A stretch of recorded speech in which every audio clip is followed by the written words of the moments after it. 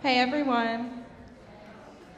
So Dr. Harley is going to introduce Splinter Reads to you guys in a second, but I just wanted to give you guys a couple announcements. First one being, you don't need your technological devices for this session, so please, out of respect for our guests who've come here today, put those in your book bags, please, and thank you. And then secondly, Jillian wanted me to remind you all, if you're one of the people who has to be across campus at another class right at 2:20, and you typically leave this session just a couple of minutes early, she said that's completely okay to do even now when we have guests, okay? And then an additional reminder, make sure you scan in and out on your way in and out. All right, thank you guys.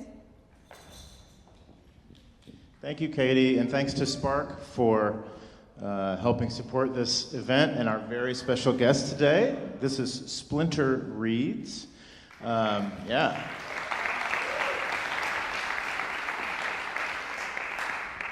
I'm Mike Harley. I teach bassoon here and direct the Southern Exposure New Music Series. And these guys will talk about what they're doing on tomorrow evening's concert, but I want to extend a personal invitation to all of you. Come to this concert. It's going to be really incredible.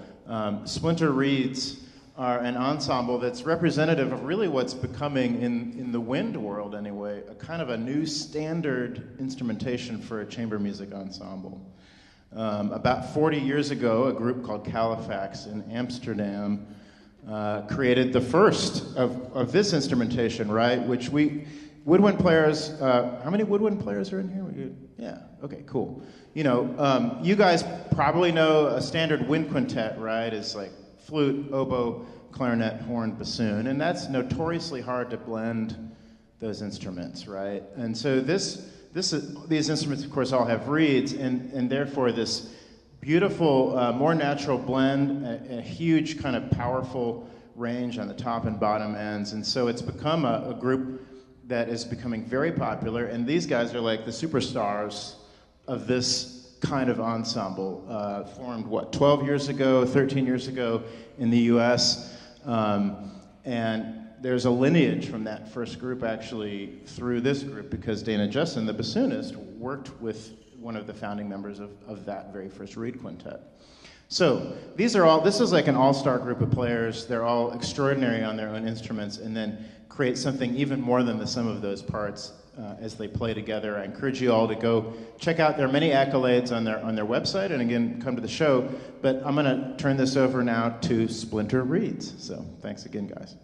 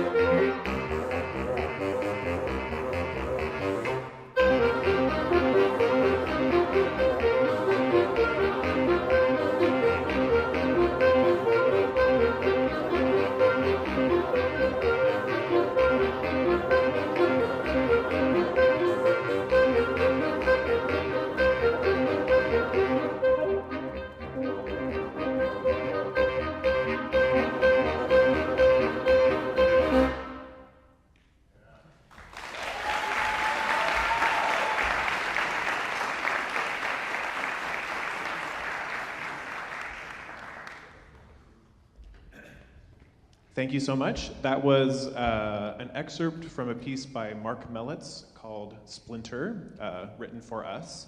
It's an 8-movement work. That was the cherry movement, all different kinds of trees. So we're super excited to be here. We're very excited for our concert tonight as well. We hope you're there, 7:30. And this convocation was booked as a sound effect show and tell.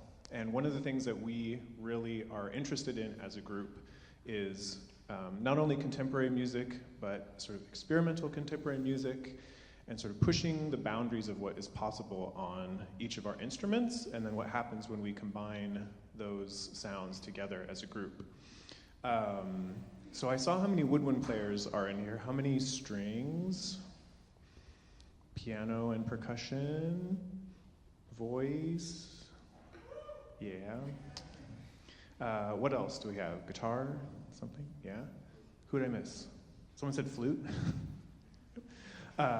What's that? Brass? Oh, brass. Yeah, brass. I don't know. So, whether or not you are aware, each instrument has a spectrum of sounds available to it, and each I lost the mic. Hello? Oh, there, it's back. Each of your instruments has wonderful experimental practitioners who are exploring what sounds are possible on each of your instruments. And yeah, so we're going to sort of play some sounds and sort of explain why that's important to us and why we think that you should also be investigating that on your own instrument as part of your own sort of preparation to be a musician. But to get you all, your appetites whetted, I thought we would just take a moment and we'll sort of go around, everyone can introduce themselves and play a sound or two that they particularly enjoy on their instrument. Thanks, Jeff. So I'm Kyle Bruckman. Home for me is Oakland, California. When we started 12 years ago, we were allegedly a San Francisco Bay Area group, but everybody else has left except me. I'm still holding it down there. And I teach at the University of the Pacific in Stockton, California. And this is an oboe. I think you probably figured that out by now. So I'm going to make some noises on it.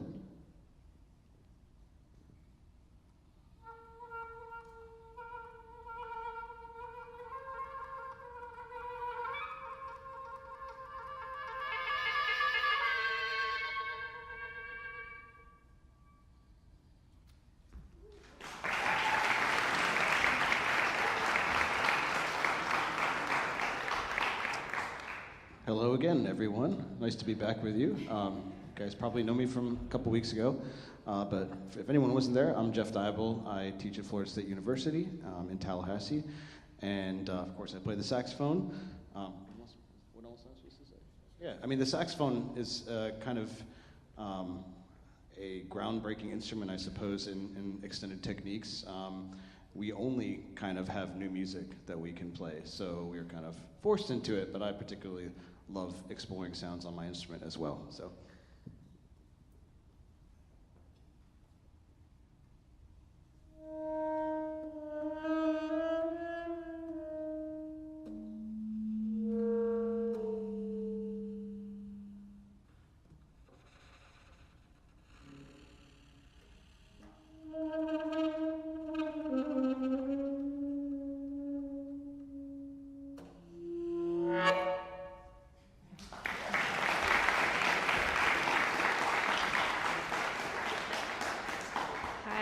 My name is Dana Jessen. I teach contemporary improvisation at the Oberlin Conservatory in Ohio, just outside of Cleveland.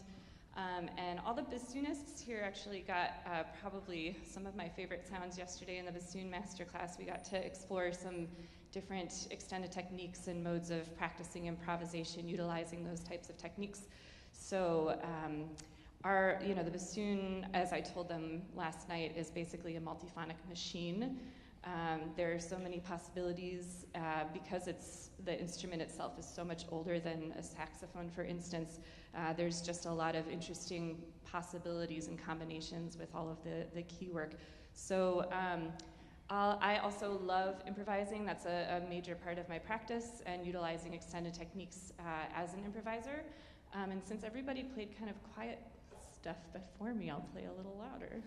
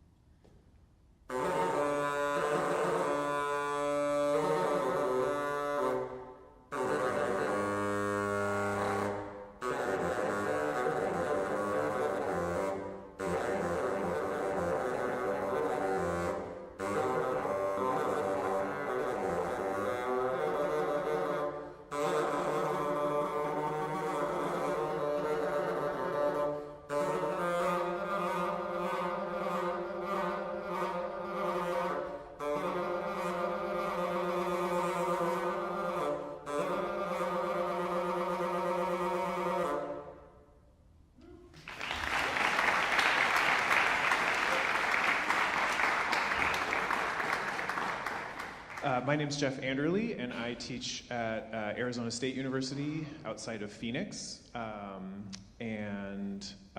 Bass clarinet was sort of not invented, but reimagined by Adolph Sax, the inventor of the sax. So we're sort of very grateful for Adolph Sax in this group. Here's some sounds.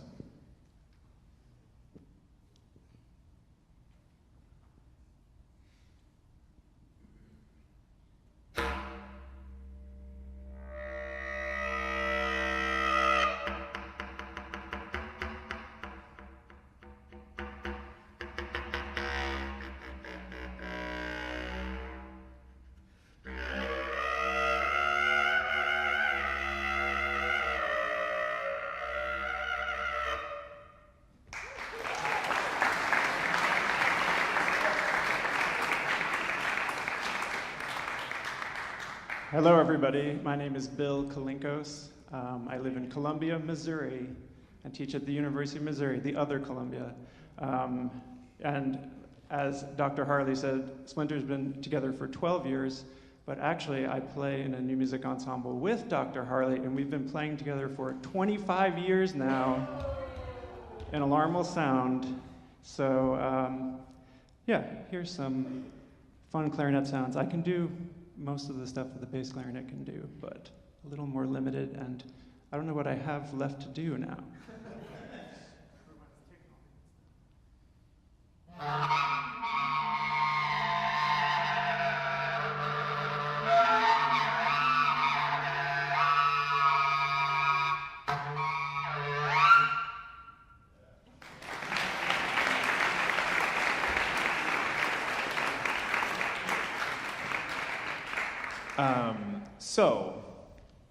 Where are we? What world is this?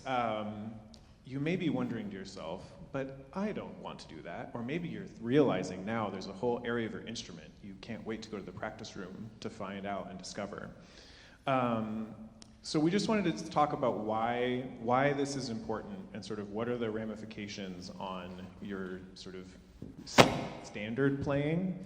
And I believe Kyle has promised us a continua discussion, which I will let him lead.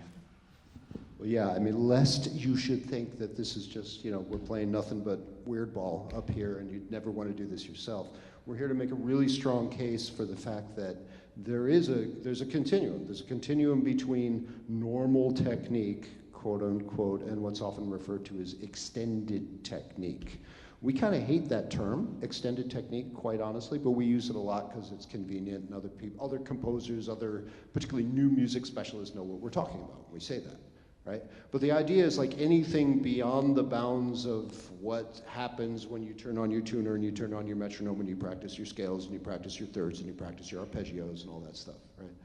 But, I mean, come on, everything that is part of the language that composers feel free to draw upon is an extension of something that somebody hadn't done prior to that, right? And we can think, okay, yeah, sure, notes are cool and all. Yeah, we got 12 of them. Do we have to stop there? I suspect, I hope that you're all acutely aware that there are many, many, many forms of music in the world.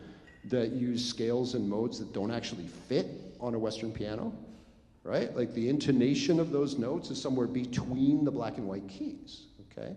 So pulling back from this idea that we're just doing extreme and weird stuff, we're gonna get to basics. We're gonna get all the way to fundamentals here, okay? We collectively, as Splinter reads, we really, we play a wide variety of kinds of music. You'll hear that tonight. But when we've been kind of forced to ask, like, what's the through line? What's the commonality? We realize that we're all kind of sensation seekers, right? It's like we're all drawn to, well, you know, strong flavors and intense spices and things like that. It's like, what's the weirdest thing you got on the menu? Let me try it. I've never had it before. What's it like? Okay? So just that kind of mindset coming to an exploration of sound. Nerding out on just understanding even just a little bit of the physics, of the science of how sound is produced, but more importantly, tripping out on the experience of how our neural system, how our neurology perceives and interprets sound, and enjoying, yes, I'm talking about enjoyment, fun, sensual pleasure even, enjoying the feeling that the vibrations of sound have on our bodies. This is why we do this, right? Like, this is what music is made out of, okay? The notes are simply a subset of the world of frequencies that are available to us, all right? Do we have anybody in the audience who's ever messed around with electronic music in any form? Yeah, see, when you do that, you start to, it's a very easy sight to understand that pitch is really just kind of arbitrary stopping points on a continuum of frequency. So when I say frequency, do people kind of know what I mean? A little bit, like the oboist in your ensemble probably tunes to 440, right?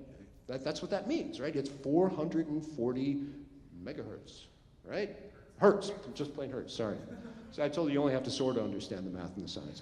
It's 440 hertz, which means a sound wave goes up and down 440 times within a unit of measure.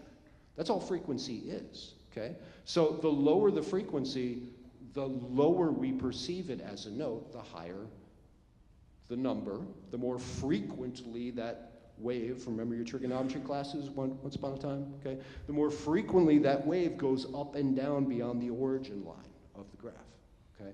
So every sound can be characterized with a fundamental, okay, it's like that's its main pitch, but the way that we tell them apart as humans, the way that we can tell, it's like we close our eyes, it's like, oh yeah, that's a trombone, that's an oboe, that's a human voice, I got it. It's because of the incredibly complex recipe of kind of like flavor notes that we perceive without even understanding that we're doing so, but it's about overtones. It's about overtones that are all part of that sound. So if I say something like equal temperament, who's heard that term? Who knows what it means? A few fewer hands, right? Okay, if I use a phrase like just intonation, who has heard that terminology? Cool, okay. Who knows what it means? Okay, all right. So those of you who are like, yep, I got it, bear with us for a second here, okay? Western Europe, this is the TLDR version, all right? I'm violently oversimplifying here. About 500 years ago, for some reason, Western Europe made this devil's bargain where they decided, you know, it's hard to like have to retune all of our viols and our gambas and our lutes and all this stuff. It's hard to have to retune every single time we're doing a piece in a different key. Right? We're now accompanying a singer who has a different range, so we got to crank all our tuning pegs. This is a real pain in the neck. Wouldn't it be simpler if we could have a system where all of the notes are equidistant, so all we have to do is just hop around and we can move from key to key? Okay? So here's the next question. Who has ever been in an ensemble with like a band director, for example, who has said to you, you've got the third of the chord, so you need to bring it down in pitch? Okay, see, this is the thing. Like, even within standard, like Western classical music, we obey the physics of sound up to a certain point. And then beyond that, we're like, yeah, it's too complicated, forget it. We'll leave that to the new music nerds, okay? But we do this intuitively, and we're gonna build the fundamentals of a harmonic series now, okay? So that idea that like there's a bass pitch. Now obviously every one of us has an inherently complex sound. None of us is pumping out a sine tone, right? It's far more complex than that. But when we do this right, and when we're really listening carefully, we're gonna play let's call it a tonic. I mean, it's gonna be a low concert D, just for our purposes here, okay? But we're gonna play a tonic. What's that? We'll do it without that first, yeah. Yeah, and then next one in the band, we'll play exactly one octave above that, okay? And then an octave plus a fifth, right? And then 2 octaves plus a third, and then a seventh, okay? And if we do this right, you're all gonna enjoy our little sound bath meditation here for a couple of seconds, all right? So if we do this right, you'll kind of hear our sounds melting into one another and kind of disappearing in a way, and you'll hear this crazy ringing, buzzing sound going on in your ears. Let's try it.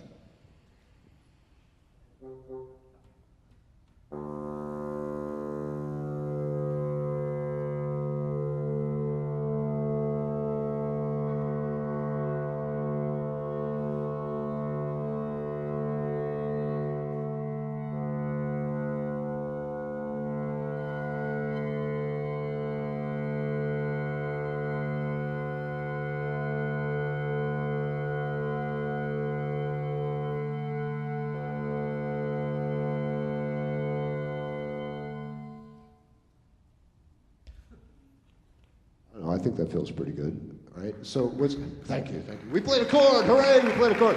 All right, so.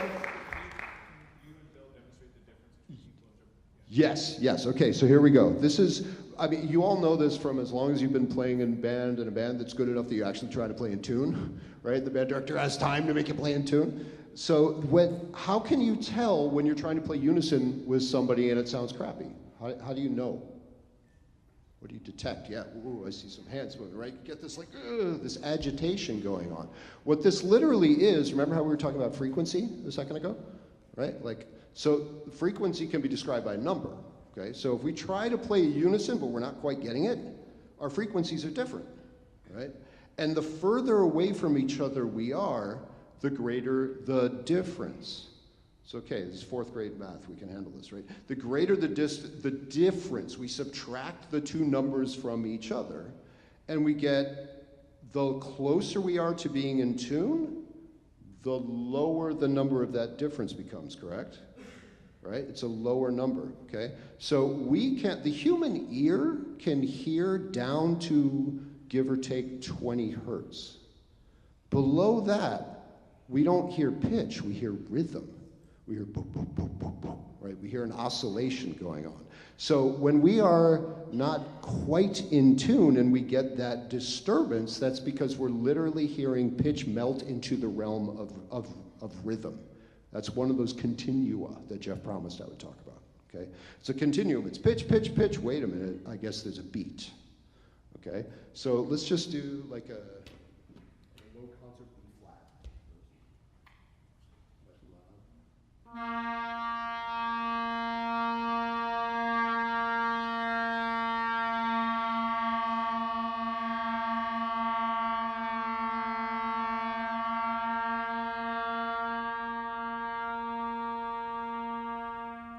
Yeah, right, so we get these like competing waves, this whoop, whoop, whoop, and we actually get it in tune. That wub wub goes away and it kind of melts into one sound, right?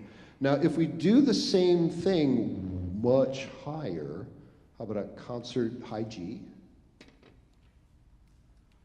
stay still all the way around.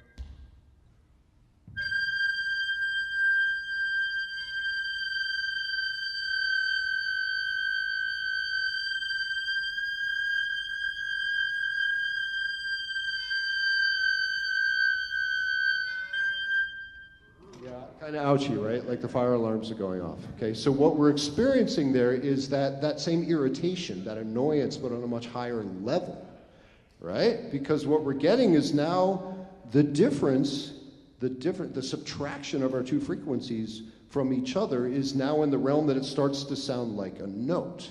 And if we go far enough away from each other, that note will kind of go, and it'll zoom up from below our hearing range, and suddenly we feel like they're like, you know, ants crawling inside our ears, and we freak out a little bit. This is what's called a psychoacoustic phenomenon, right? If we recorded what we just did, you wouldn't actually hear that in the room. It's being produced inside every one of your ear canals. Isn't that cool? Right? So it's actually the sound waves bouncing against each other, and we create this third note, right? So if you can play a concert E flat, I'm going to play that same G, and I'm going to mercilessly glissando it up and down, right? It's going to sound gross for a while, and then I want you to notice what happens when your instincts tell you, oh, that's actually good. They're in tune finally. Okay, listen for that down at the bottom of your hearing range.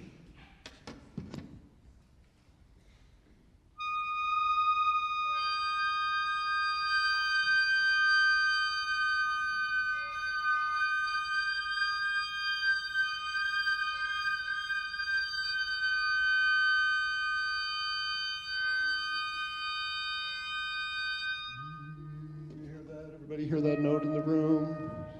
You hear that?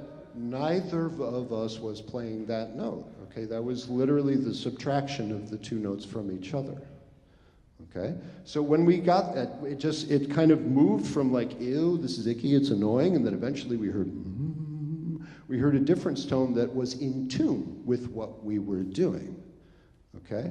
Now the real trick, try this in your practice rooms, right? The real trick is turn on your tuner. And when I got that G, my G was, he was playing a concert E flat, so my G was a major third, right? It was a major third above that. So that's, you know, back to the band thing. We're tuning a chord, bring down your third, okay? If you looked at your tuner, when we finally got it to where we heard that difference tone, you would notice that I was 13.5 cents wrong.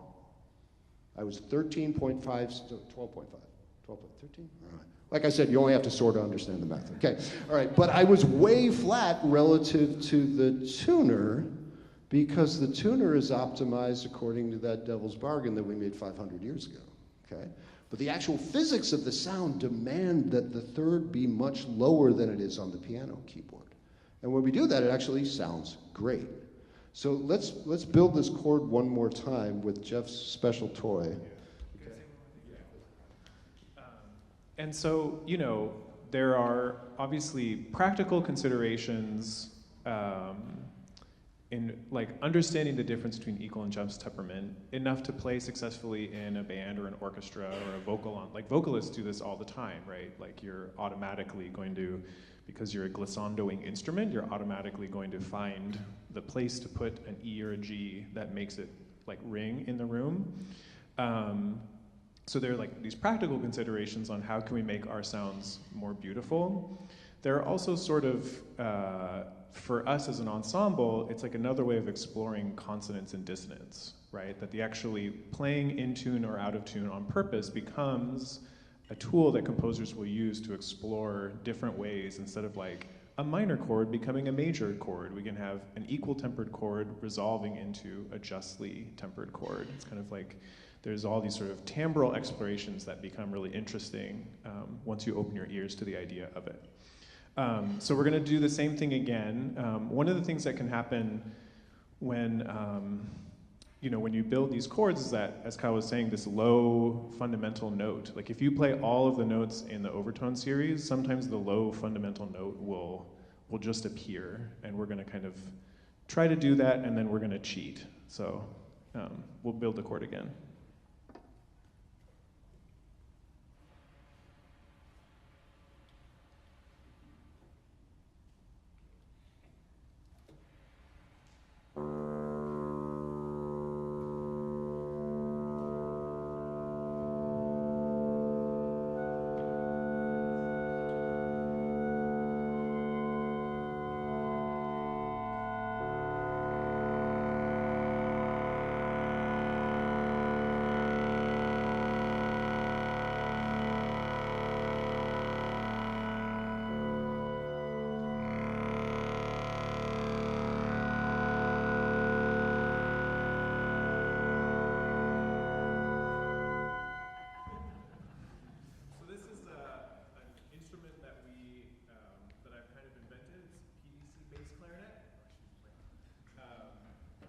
It only plays one note at a time. It is made from PVC pipe, and when I want to change notes, I just add or remove material to it. And so this is, they all played that note. If it's super in tune, it would be very quiet, but this fundamental note would sort of magically appear. But since we had it with us, I thought it would be fun to demonstrate. If you come tonight, you can see there's way more pipe over there. You will hear a note that is much, much, much, much lower. Lower, in fact, than this organ can play. Lower than can be perceived as pitch by the human ear. Yeah, so it's, come check it out tonight. Jeff, can you give us do that. Do that sweep up the harmonic series there.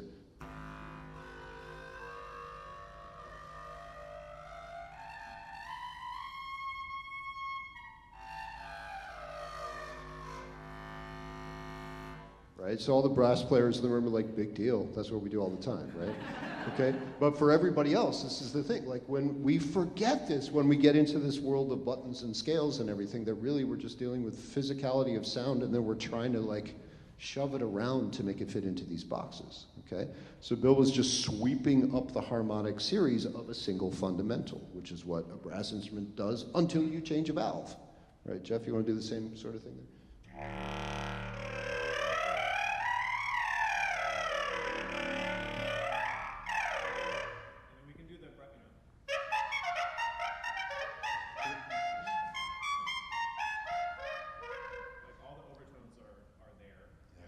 So here we go again, another continuum, right? It's like when we built that chord, we were playing a harmony, right? We were building a very nice seventh chord. Okay, I was playing the seventh, and I had to play it 33 cents flat for it to sound good, according to the physics, okay? Because that's how it works. That's how the harmonic series adds up. Whole number ratios between the fundamental partials, if you really want to know. We got Pythagoras to thank for figuring that out a while ago. But that continuum, when you get from harmony, just like we talked about, you go low enough in frequency and you're no longer hearing pitch, you're hearing rhythm. There's a continuum too between harmony and timbre, right? Like of all the parameters of music, timbre is the one that we talk about the least often enough, in my humble opinion, right? It's like, and a lot of contemporary composers, that's where they hang out. They're like, yeah, we've already modulated to every freaking key. I'm a little bored. What else have you got? So we're paying attention to timbre, to the quality of the sound, to sleights of hand and tricks on the ear. A lot of composers, especially the ones that we tend to gravitate towards, that's their material. That's what they're working with, okay? So as soon as you kind of open that door, right, that thought bomb is like, well, what's a right note and what's a note that's in tune? Well, the answer is, well, it depends. It depends. What's the context and what are you trying to do?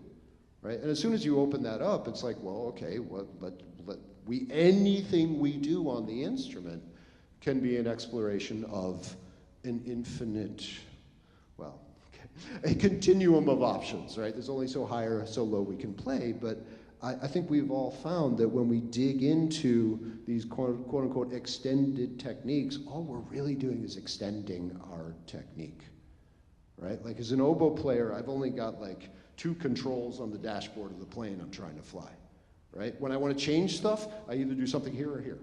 That's it, right? It's like it's either my diaphragm or my embouchure. And everything else is just about the incredibly complex interactions between those limited number of variables. So when you start like doing things like both of them were just doing, it's like, yeah, I can finger one note, right? They were using a tube that only has one note available to it. It's like, let me do stuff with the intercostal muscles with my abdomen, and suddenly I've got a whole bunch of notes available to me, okay? So when you zero in with that degree of intensity, you start to figure out, like when you can make ugly noises voluntarily, you know how to turn them off at will, right? When you're like, oh, I wish I didn't squeak. Oh, I wish I weren't sharp. Oh, I wish I didn't flinch and get scared every time I try to come in pianissimo on a low note. Well, hyperextend your technique, right? Like pay attention to what happens when you change things. Take those dials and turn them a little further than you think is appropriate and see what it makes available to you. Yes.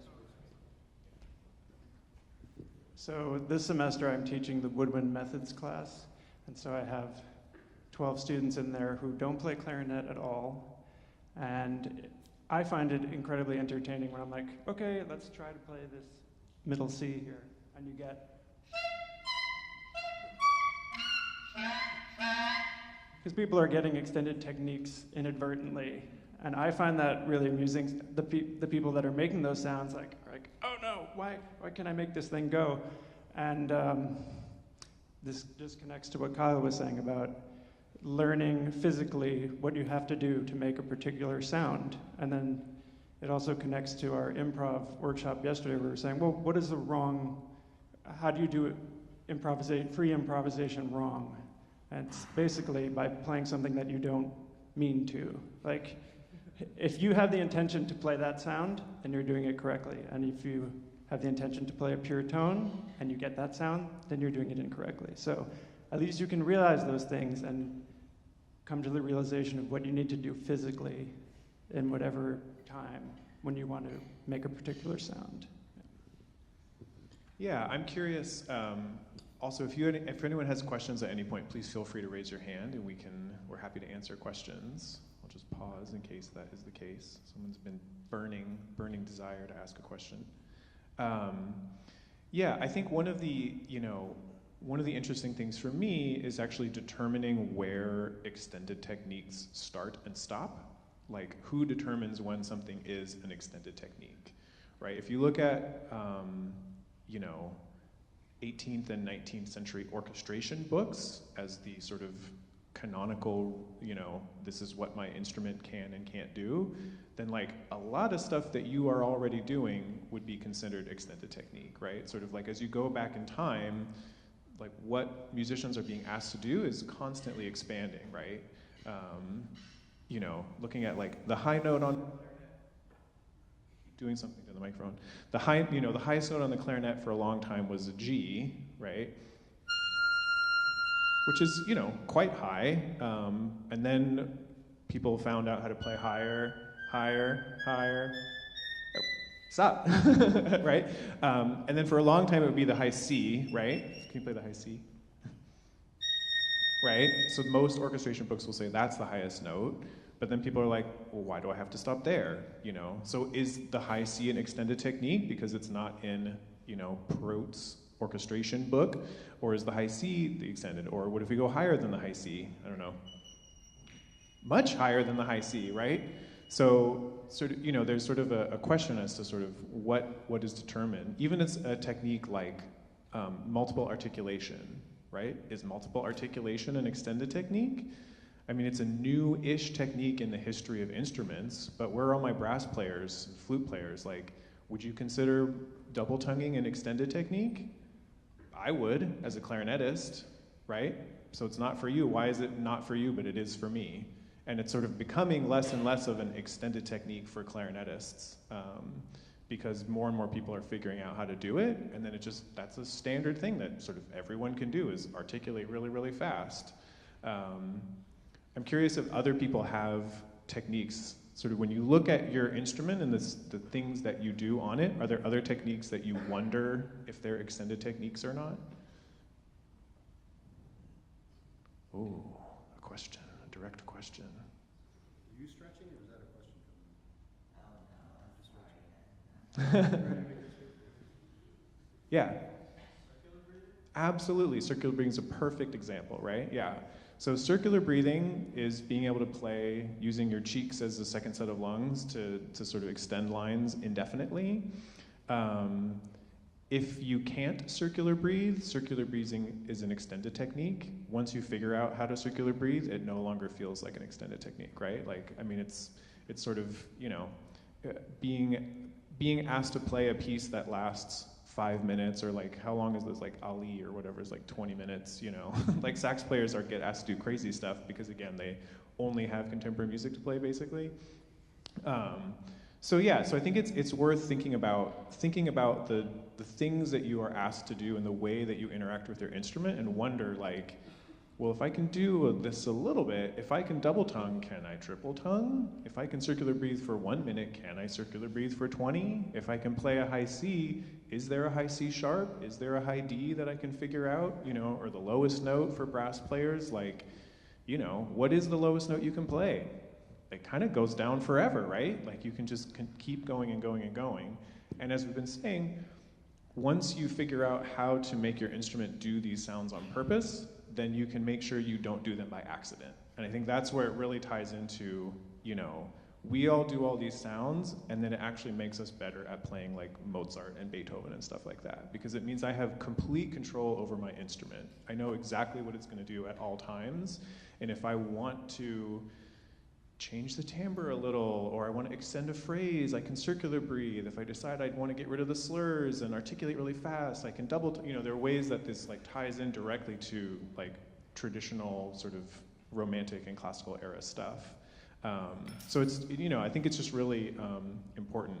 And the final thing I'll say before I think Kyle has something else he's desperate to say is, you know, I consider myself a clarinetist, and so I want to make all the sounds that are possible on the clarinet. And I feel like I'm not really a clarinetist unless I can do that. And so maybe that's not, you know, if I would say I'm a classical clarinetist, then maybe that like puts me more in a box. But if I just want to say like, oh, I'm a professional clarinetist. Oh, can you make this sound? Nope.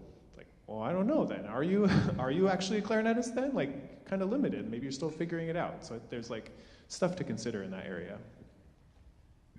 Yeah, before I turn a corner, just riffing off of that, right? Like there's a real world vocational benefit to the stuff we're talking about. If you want to get jobs, if you want to get gigs when you graduate, guess what? The things that you may not have figured out how to do yet, you think, oh, I don't like those sounds, I don't make those sounds. There's somebody else who figured it out, and they're going to get the gig instead of you. Okay, so this is part of like, you know, we pride ourselves. We like to think of ourselves as like we're on the cutting edge. We're paying attention to what people our age, people younger than us, like composers who are really pushing envelopes. What are they up to right now? And we want to be there for them. We want to be there to work with them and collaborate with them. We want to be their partners in bringing crazy, interesting new things into the world that have not been considered possible yet. All right. And the other flip side of this, the other like reason that I cringe a little bit at the terminology extended techniques, like we've been talking so far within the framework of quote unquote Eurocentric classical music, because that's, you know, that's the frame that brought us together, right? Like we're all conservatory trained on our instruments.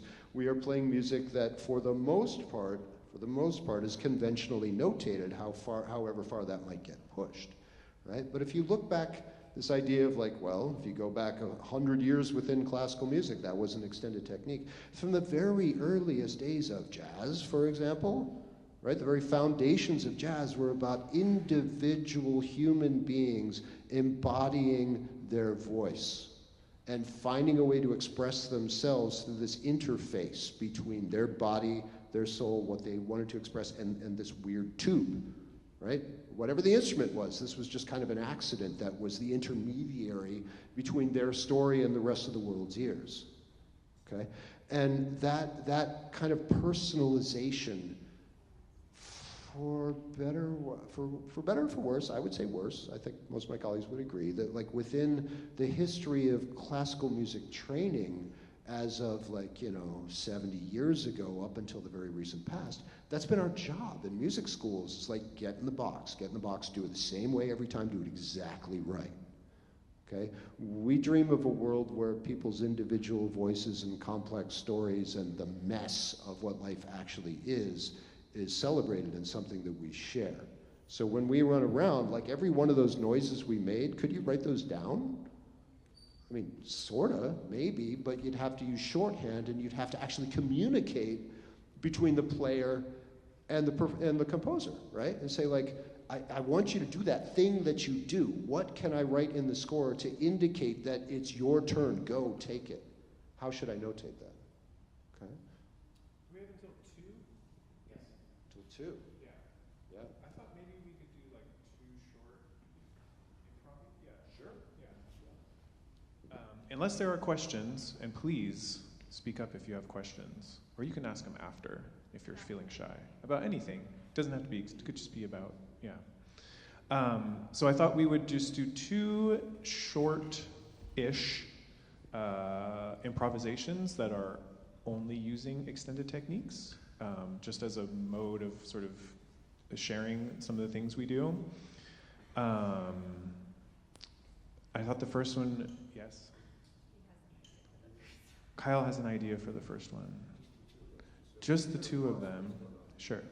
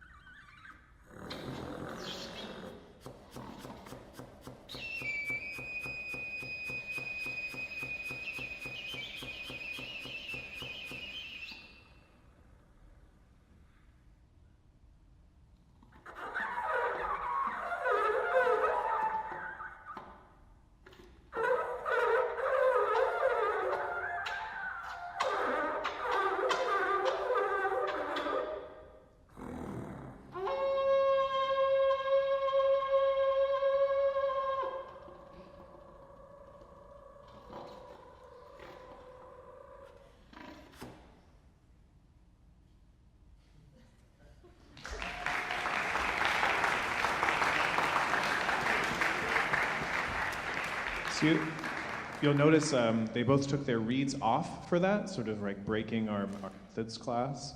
I thought maybe the single reeds could do a version also breaking the methods class rule, where instead of putting our lip on the reed, we'll put our teeth on the reed and see what happens.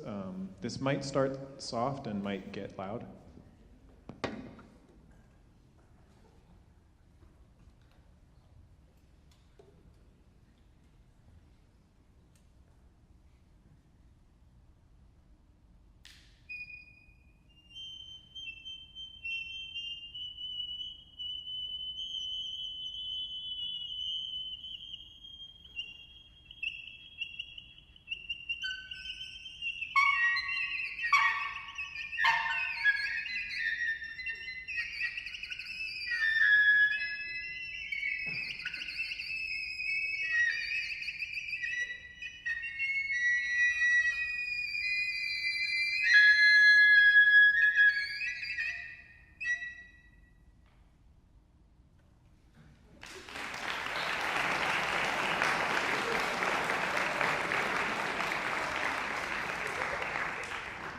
And maybe in the 1 minute we have left, we'll all play something all together. Any requests? Any request sounds that? Yeah, is there a sound you want to hear? Do you want to give us each a job to do? Would that be fun? Speak up, speak up. What was that? Bass clarinet what? Bass clarinet for multiphonics for bass clarinet. Okay, what should clarinet do? High note. Okay, what should bassoon do? High note, okay. What should sax do? Low note. Low note. And oboe? What was that? Go crazy. Go crazy. So we got two high notes, a low note, a multiphonic, and a go crazy.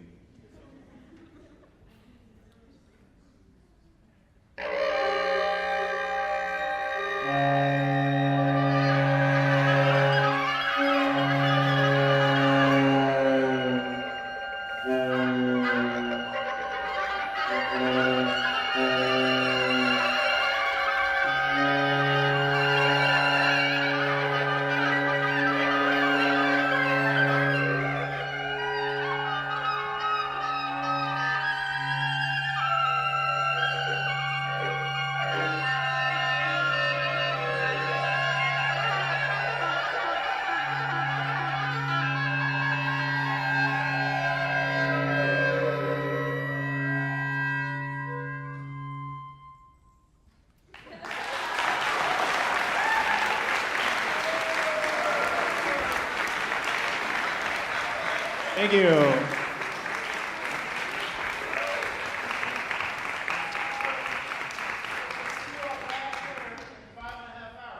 $7:30.